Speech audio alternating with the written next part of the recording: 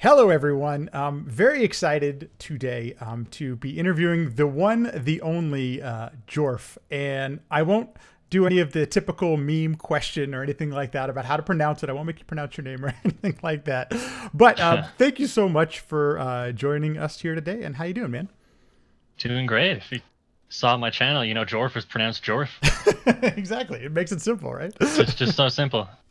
Perfect. I before we get started, I was trying to think back when I first became familiar, or when I first watched something that you put out there, because you've been hmm speedrunning for a very long time. In fact, probably one of the longest people I know who've been speedrunning. And I think I probably first saw you at AGDQ 2014, but I probably saw it like Oh in yeah. 15, like on YouTube the year after or something like Right, that. right. So let's take us way back. What is your first recollection of video games, or how did you get in? Like, when was your first time playing video games? First time. Boy, I don't know. I had an NES as a kid. A big fan of the Mega Man games. Three's my favorite. That's the best one. You'll hear no complaints here. I totally agree with you on that one. Yeah, nice. Two and three are my favorites, but I love the mechanics in three, like being able to slide everywhere and stuff. I just thought was awesome. Uh-huh. Yeah, yeah, definitely. Were you able to like beat Mega Man 3 as a kid? Like, what kind of gamer were you like as a kid when you're first playing NES Oh games? yeah, for sure. Gamer, born. Yeah, Bored, ready to go. yeah. Can you remember? Okay, so here's like the kind of typical question, but I'm curious. Can you remember like what was the first game you ever beat as a kid? Oh gosh, I have no idea. Okay, that's pretty good then. Could have been a Mega Man game. Could have been a Mega Man game. Nice. Okay, so very cool. So it sounds like the first console you had in the house was NES and stuff like that. Did you have any other consoles Mhm. besides NES? Not really. I did have Game Boy, and I did have Bonk on Game Boy. That's a big reason why I ran it. Ah, okay. So there was definitely a Game Boy in the house. That's pretty cool. So when did Yeah. like the idea, or when did you first get introduced to speedrunning, or when did you, or maybe you didn't even weren't aware of it? Like, what's kind of take us through a little bit of what might have been like your your history with speedrunning. Yeah, sure. So, I started watching speedruns in about 2011, right after Justin TV became Twitch TV. Watching, like Cosmo and Cyclamic and people like that. And then I found a runner called Peaches, and I was watching his stream. He was playing Super Mario 64, and he's doing a race, and someone joins the race, and he goes, "Man, this guy, he's so bad at this game. If you've never speedran before, you've never done this, you can join this race, and you can beat him." That's what I did. I joined. I downloaded XSplit in like 10 minutes and figured out IRC and joined the race, and I got second last place. Nice. Hey, you weren't last though, Yeah, so yeah, I beat him. so that's pretty good. I mean, that's so cool that like you're like very. So I'm curious. I'm not familiar. I didn't start really watching speedruns till about 2015. So I'm curious if like if that was the only place you could watch speedrunning, or was it on YouTube? Like, how were you able to experience like speedrunning at the time? Yeah, that was the big place for it, along with Speed Demos Archive was pretty big back then too. Very nice, cool. Okay, and so that's so fascinating. It's your favorite. That was the first game you actually ever speedrun. I, hmm like I said, I think my first run that I saw that was yours was Kid Icarus on NES. But you also when that led me down the rat hole, and Kid Icarus on Game Ooh. Boy was just like one of my favorite games. And I'm curious, Oh yeah. like how that you even get into going that route. Like, what was kind of like your progression? What were like because I've noticed your first submission to speedrun.com was 7 years ago, and I'm curious if like what were the kind of the first couple games that you took on after that. Yeah, so one of the first games I took on was A Boy and His Blob, and that was just a short 2 minute run. I went back and forth with Zephyrs on that a couple times. There was a nice rivalry, and we posted our times to the Sunday Sequence Breaker. You familiar with that? No, what's that? That was an old podcast, speedrunning podcast. They'd do it every week and round up the news, and then they'd just go through every record that was done because the community was small enough back then. You could do that in like 30 minutes, right? They could totally get away So with that it. was, yeah, that was my goal to be on there as much as I could. Very cool. Wow. Okay, I had never even heard of that. That's hmm awesome. Yeah. So, were you, if you don't mind me asking, were you submitting to SDA at the time, or was speedrun.com around? Like, what's like the kind of the history there? Because I'm not too familiar with it Yeah. myself. Yeah, speedrun.com wasn't around back then. It was SDA was like the thing to be submitted to if you could. Oh, You still there? Sorry, I thought I lost you for a second. Yeah, Yeah, still very here. cool. Okay, so and I'm so glad that like Speed Demo Archive still exists, and you can go back and watch all of these videos because if they're Hmm. on the servers and everything, because it's really I don't know, it's if you're interested at all in speedrunning history, it's a fascinating place to go. You can really fall down the rabbit hole really quick. Oh yeah, there's lots of great commentary on there too. Absolutely, absolutely. And I noticed that some of your early submissions, at least the ones that are on speedrun.com, it's actually from, at least it sounds like it's from a stream. You're commenting through it and stuff, because a lot of the videos I've noticed that I've watched through SDA, it's just the playthrough and stuff like that. So it's nice that you can actually hear some commentary over some of this as well.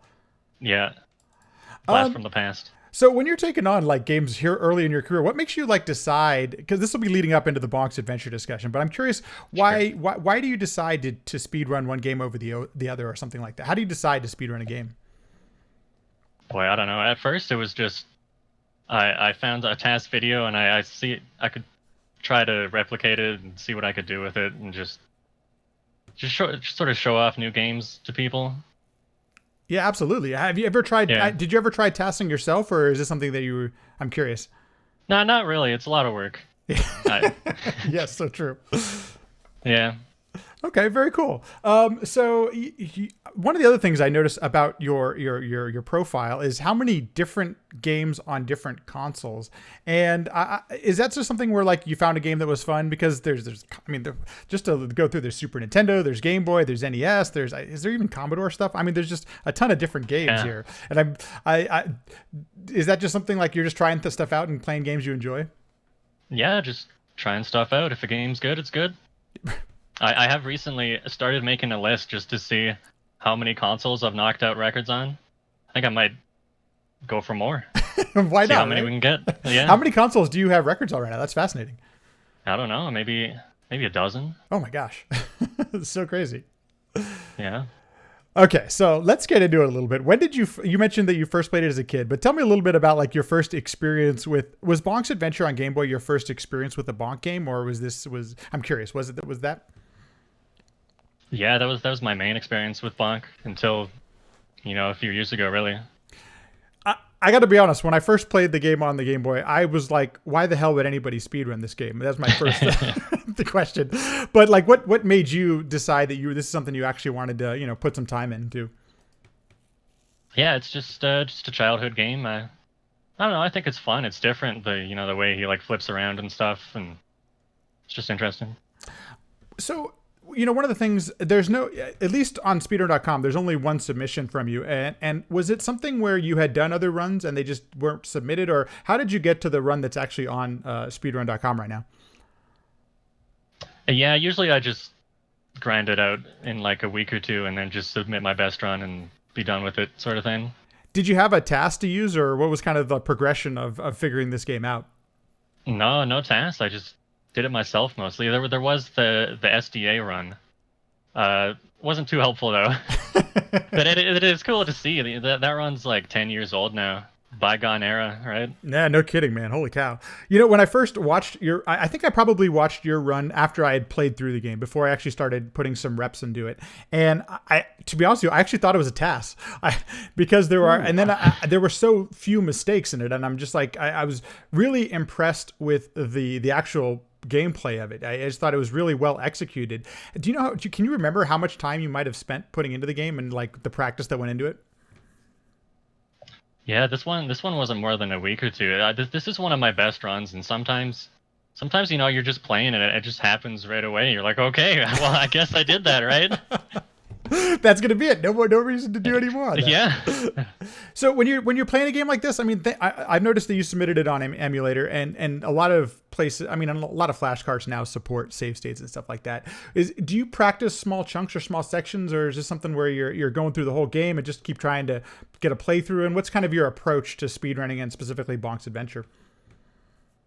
Yeah, I go through the whole game to start, and then I go through again, and I just isolate the parts that weren't so hot for me. Just save state and do them over and over again Keep till I'm going. comfortable with the whole thing front to back.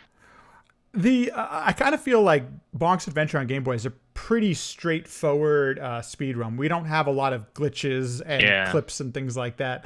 So, was there anything that was a particular challenge? I know it's been a couple of years now, but can you remember anything that might have held you right. up, or something that might have been a little bit more challenging than something else? Yeah, the biggest challenge was the bird boss, and you have to stand in a really specific spot and bounce on him, and then you gotta go just a little bit to the left for the last hit.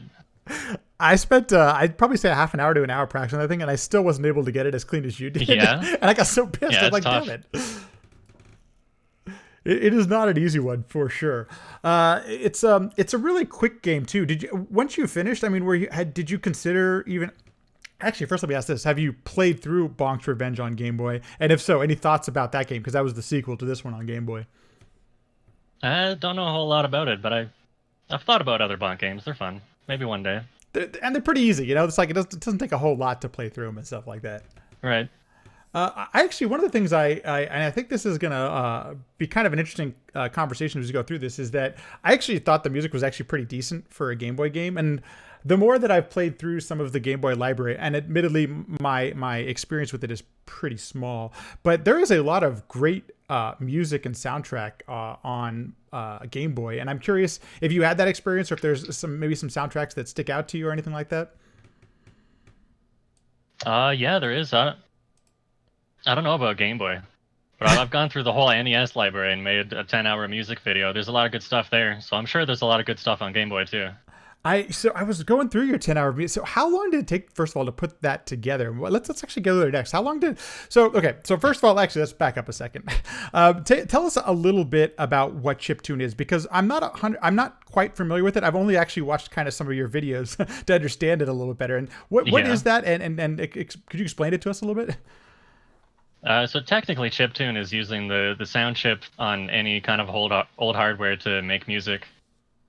But really, people just use it as a word for the like bleeping blooping music, right?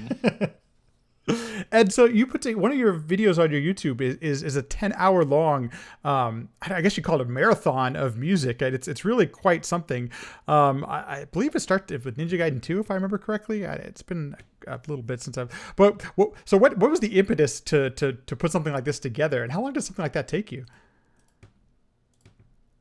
I don't know. I just knew there was a lot of hot music on there. I wanted to share it and wanted to look it up just for myself, for my own library. So I just did it. And so it's something that you use, like you'll actually, that's actually a really great idea. Like you get something you Yeah, can pop on in the car real easily, you know? yeah, yeah. Or if you exercise or anything like that.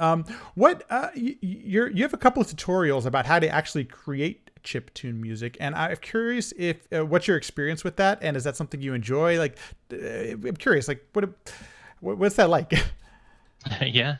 So I think I'm still learning. I made one album. I called it Soundtrack to Untold Stories, and it's supposed to be like I use the sound from other NES games to make my own original music, and so it's like the untold stories of these characters. That was the idea there, If you don't and that was mind me, good for me just to learn exactly what's going on I'm going to and what share a people little do. bit of it right now, because I found this fascinating. Like the fact that you composed all of this. What kind of, like a project like this? So do you approach it as, the kind? Is it? I guess I'm not. let me take a step back. I'm not a developer or anything like that. So when I first looked at your tutorial, I'm like, oh, this is something that seems technical to me, but it's a really creative, artistic type thing. So is it a mix of the both? Are you approaching it as an artist? Like, can you take me through the process a little bit? Yeah, it's definitely a mix of the both. You need to be good at music and know your theory and stuff to make good music, obviously. But then you also need to know like audio signaling and stuff like that in order to make it right. So when you're composing something like this, are you hearing the melody first, and then trying to I don't know what the word is, code to that? It's not coding, but I mean to create something to that, Yeah. or like how does that work? Compose, yeah. Yeah, Compose. sure. Thank you. Okay, gotcha. Usually, yeah. I play guitar, so I noodle around on there, and then I try to bring it over and see what I can do with it. That's so cool. I'm so like this album. There's 14 tracks on it. Like, how long does a track or an album of 14 tracks take you to produce? Uh, each track probably like 10 hours per track. Wow. Wow. So this is a project and a half. Sure, yeah. It's so cool. Is there one? Do you have a particular favorite of the ones that you put together on your album? I'm not sure. Most people like the Magenta Heat one. Is that the one we're listening to right now? I think. No, I think we're on that second one. But this is really cool. I know it's so cool to see that there's this vibrant community around it as well. As much as I don't know the community very well, I especially with it seems like with the popularity of ROM hacks, that's how I kind of became familiar with chiptune, is that there's all this original composing, but also arranging going on. And there's this really vibrant community. If somebody was interested in this kind of thing, where's a good place to start? Oh boy, I don't know. There's all kinds of places to start. You just got to jump in. Just got to jump in and try it out, right? Yeah, right. That is so cool. So what have you been speedrunning lately, and what are kind of some of the projects you've been taking on as far as a speedrunner goes? Lately, so I've finished doing a lot of Commodore 64 runs, and now I'm moving on to other weird old home computers. I'm doing a MSX game right now and a Sharp X68000 game. Oh, Sharp 68000. We were talking about that a couple weeks ago. Nice. I'm curious. Did you have like a Commodore as a kid? What's kind of like your history with Commodore? Because that's kind of it's not a normal console I see people doing games on. No history there. There's just a really large community for it, and I've just found it recently. There's still people making games for it today. It's really cool. Oh, no way. There's are like original games? Are they doing hacks, or what are they doing? Yeah, all sorts of stuff. Wow, that's crazy. Did you ever? Have you ever played on the original Commodore hardware? Afraid not. Oh man, jeez. I'd like to though. Yeah, it's.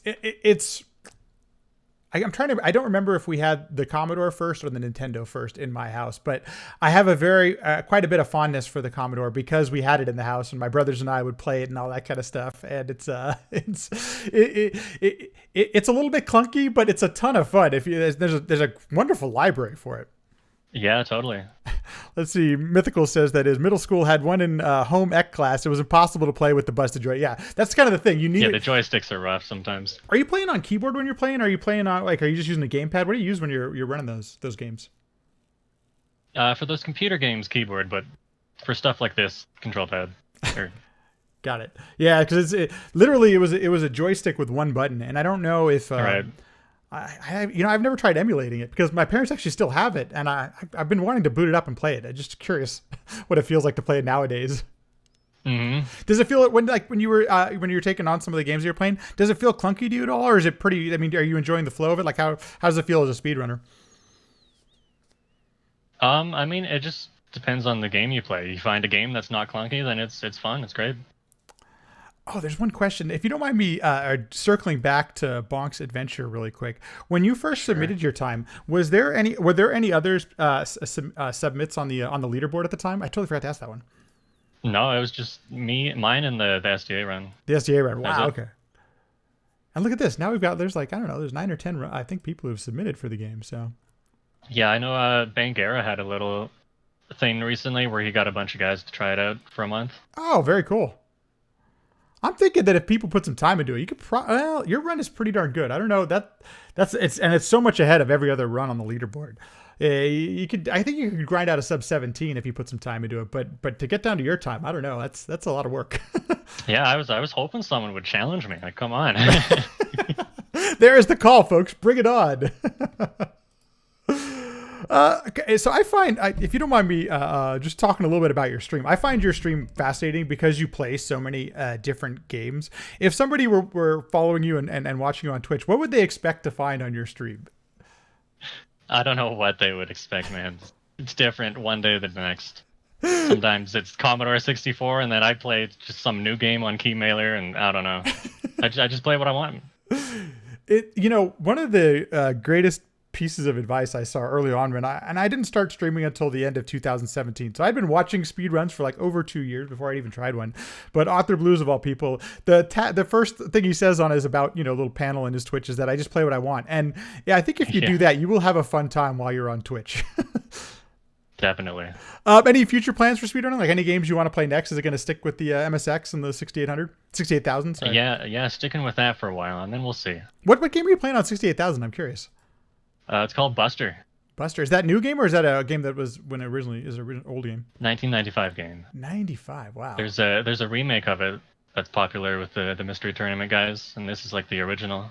That is so cool. Are you playing like on a keyboard? Like how does that work? Yeah, keyboard. Wow.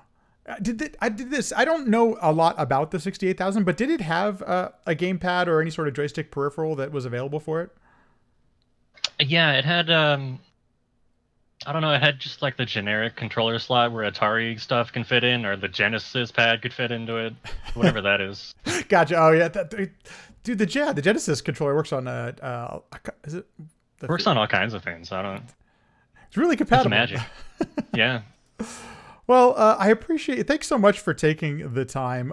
If people wanted to check out some of your chiptune stuff or some of your speed runs, where's a good place to find you? Yeah, find me on Twitch here, Jorf underscore. On Twitter, Jorf double underscore. Hoping to get rid of those underscores someday.